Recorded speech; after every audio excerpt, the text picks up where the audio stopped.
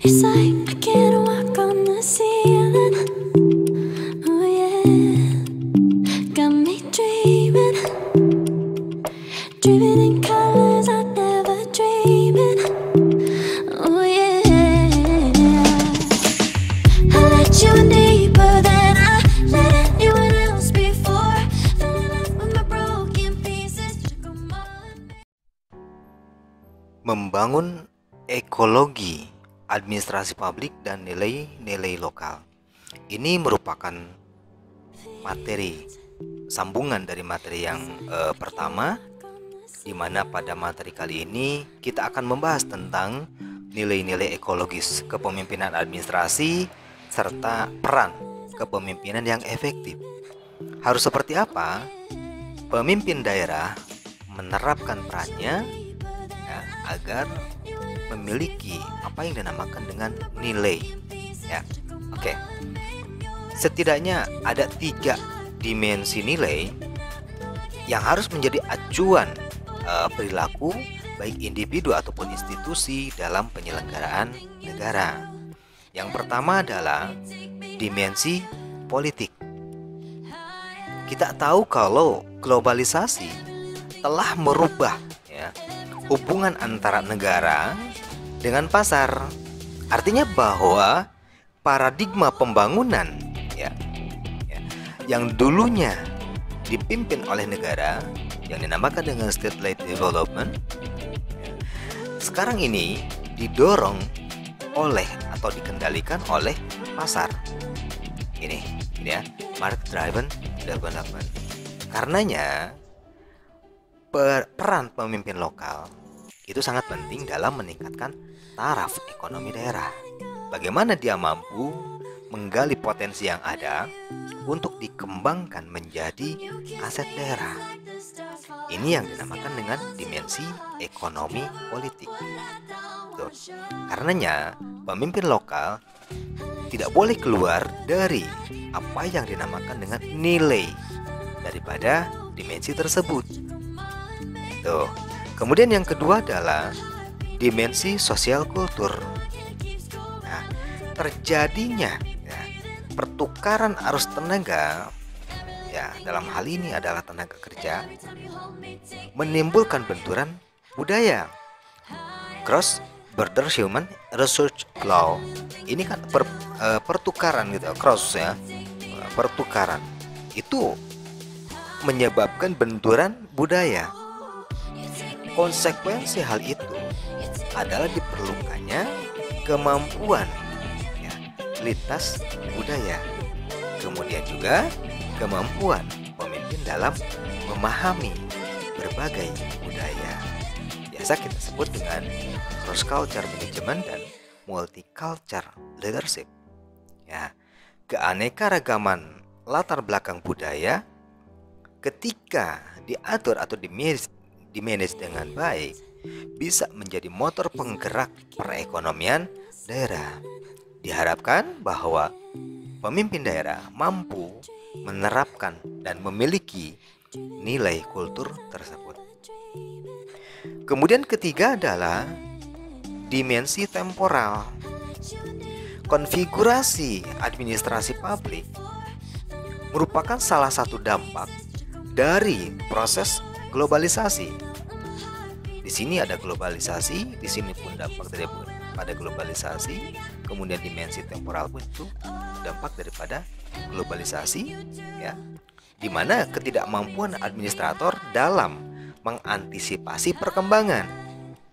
Nah, hal ini akan mengakibatkan terhadap ketertinggalan daerah. Oleh karena itu, pemimpin daerah harus mampu memiliki nilai berupa yang pertama cara pandang futuristik, cara pandang futuristik yang mampu diimplementasikan dalam bentuk administrasi publik yang tentunya berwawasan ke depan, jauh ke depan. Tuh. Kemudian apalagi organisasi yang fokus ke masa yang akan datang. Nah, ya, jadi peran di sini local leadership, ya. futuristic, kemudian forward focused organization. Itu ya. Bentuknya ini bisa berupa kebijakan yang tidak hanya sebatas waktu sekarang, tetapi mampu membendung dampak negatif globalisasi itu ya di masa yang akan datang. Ya, jadi dimensi ekonomi politik, kultur, sosial kultur, dan dimensi temporal. Ini 3 nilai yang setidaknya harus dimiliki oleh aparatur pemerintahan dalam penyelenggaraan negara, khususnya dalam tataran pemerintahan daerah. Berikutnya adalah peran kepemimpinan yang efektif. Jadi dari hal ini, dari 3 nilai ini, muncul suatu pertanyaan: bagaimana seorang pemimpin daerah mampu menerapkan perannya secara efektif? Oke. Yang pertama adalah seorang pemimpin harus mampu menerapkan perannya sebagai seorang yang instruktif, yaitu sebagai komunikator yang hebat. Artinya bahwa dapat menentukan, 1, isi perintah, 2, cara mengerjakan perintah, 3, waktu memulai, 4, melaksanakan dan melaporkan hasilnya, dan yang kelima adalah tempat mengerjakan perintah. Ini adalah instruktif. Ya. Nah, kemudian kedua adalah bisa menerapkan apa yang dinamakan dengan peran konsultatif, di mana dalam hal ini adalah perwujudan daripada komunikasi 2 arah. Nah, organisasi itu kan merupakan kolektif, kolegial, yang di dalamnya terdapat sistem kepemimpinan yang melibatkan seluruh anggota organisasi ya, untuk berkonsultasi dalam pengambilan keputusan yang memang memerlukan pertimbangan. Jadi, ketika suatu permasalahan ini diharuskan seorang pemimpin itu memutuskan, mengambil suatu keputusan untuk dibuatkan nanti suatu kebijakan. Nah, pengambilan keputusan tersebut harus bersifat konsultatif, yang pelibatannya adalah seluruh anggota organisasi. Ya, jadi selain daripada tadi menyampaikan apa yang isi daripada perintahnya, juga mewujudkan komunikasi 2 arah. Itu, ya, oke. Ketiga adalah partisipasi. Partisipasi merupakan kemampuan dalam mengaktifkan orang-orang yang dipimpinnya. Melalui apa? Tentu melalui tugas pokok dan fungsi yang disusun secara cermat dan tepat. Jadi seorang pemimpin ini harus menerapkan apa yang dinamakan dengan peran partisipasi. Penyusunan tupoksi secara cermat dan tepat tentu akan bisa mewujudkan tujuan organisasi. Dalam tataran tingkat daerah pun sama seperti itu. Ya. Kemudian berikutnya adalah delegasi. Delegasi adalah pelimpahan wewenang.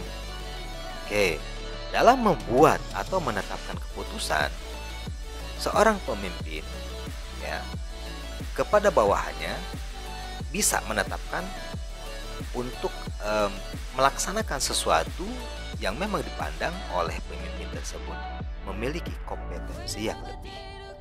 Ini delegasi. Kalau tidak ada delegasi, pendelegasian, maka bisa dikatakan bahwa seorang pemimpin tersebut tidak mampu menerapkan peran seorang pemimpin yang efektif. Jadi tidak semuanya harus dilakukan oleh pemimpin tersebut. Ya. Berikutnya adalah peran pengendalian. Ini meliputi kegiatan bimbingan, kemudian pengarahan, koordinasi, dan pengawasan. Nah, ini adalah pengendalian. Pemimpin harus mampu membimbing anggota organisasi atau bawahannya dalam rangka mencapai tujuan sebagai pelaksanaan daripada suatu keputusan. Kemudian mengarahkan agar tidak sampai keluar dari jalur yang telah ditetapkan, melakukan koordinasi dengan berbagai pihak, ya, yang tentunya juga terakhir adalah dalam proses pengawasan. Ya, seringkali hal ini dilupakan bahwa seorang pemimpin begitu percaya saja kepada bawahannya sehingga proses pengawasan itu terabaikan, dan disinilah sering terjadinya barangkali apa yang dinamakan dengan ketimpangan atau penyimpangan dari suatu kebijakan. Oke. Ini adalah suatu tabel ketika kita akan melaksanakan sebuah penelitian. Barangkali ini bisa membantu buat rekan-rekan dalam menetapkan apa dimensi, bagaimana kisi-kisi pertanyaannya, ya, dari suatu variabel apa yang dinamakan dengan peran. Jadi di sini adalah peran, variabel tentang peran, ya. Variabel tentang peran meliputi 5 dimensi. Nah, dengan indikator ya seperti ini. Ya, dari apa yang tadi kita bahas seperti ini tadi. Oke. Nah, kemudian adalah hubungan kearifan lokal dengan peran kepemimpinan. Nah, ketika berbicara masalah kearifan lokal atau local wisdom, tentu kita berbicara tentang unsur di mana dalam kearifan lokal ini terdapat unsur pengetahuan, kecerdikan, kepandaian, kebijaksanaan, ya, dalam sebuah pengambilan keputusan serta kemampuan dalam problem solving, masalah lokal. Nah, ini adalah kandungan unsur, ya, daripada kearifan lokal. Jadi begitu luar biasanya kearifan lokal itu, sehingga sangat diperlukan bagi seorang pemimpin dalam proses kepemimpinan. Jadi kalau seorang pemimpin yang mampu mendalami kearifan lokal, tentu ini akan memiliki karakter, nah, berupa kepemimpinan dengan hati nurani. Kepemimpinan dengan hati nurani ini bukan hanya memimpin kepada anggota organisasi, tetapi tentunya dalam berbagai macam hal, termasuk pembangunan yang sifatnya pembangunan fisik. Nah, dengan hati nurani secara ekologi ini bisa diartikan bahwa seorang pemimpin bukan seorang yang memiliki karakter teknokratis, ya, yang jor-joran, yang habis-habisan membangun fisik. Sementara apa yang dinamakan dengan sumber daya manusia itu terabaikan. Kemudian juga alam yang menjadi pondasi kehidupan ini pun terabaikan. Nah, atau dalam konsep antroposentris, tidak seperti itu. Ketika seorang pemimpin lokal mampu mendalaminya, maka karakter daripada teknokratisnya, paradigma antroposentrisnya ini tidak ada. Ya, terhapuskan dengan unsur yang ada dalam kearifan lokal. Itu hubungan antara kearifan lokal dengan peran kepemimpinan. Nah, jadi di sini pemimpin tidak hanya mengandalkan apa yang dinamakan dengan IQ, tapi juga perlu seni dalam menyelesaikan masalah. Oke, nah terakhirnya adalah bahwa pemimpin akan mampu mewujudkan kemaslahatan ketika dia mampu menyatukan antara apa yang dia pikirkan, apa yang dia katakan, dan apa yang dia lakukan pada dirinya. Kemudian diterapkan pada organisasi, terwujudlah apa yang dinamakan dengan proses daripada penyelenggaraan pemerintahan negara yang berbasiskan kearifan lokal. Oke, baik. Berikutnya adalah tugas, silakan dipahami untuk dikerjakan sebagai penguatan dari pemahaman-pemahaman yang telah kita bahas dari materi membangun ekologi administrasi publik dan nilai-nilai lokal. Terima kasih. Assalamualaikum warahmatullahi wabarakatuh.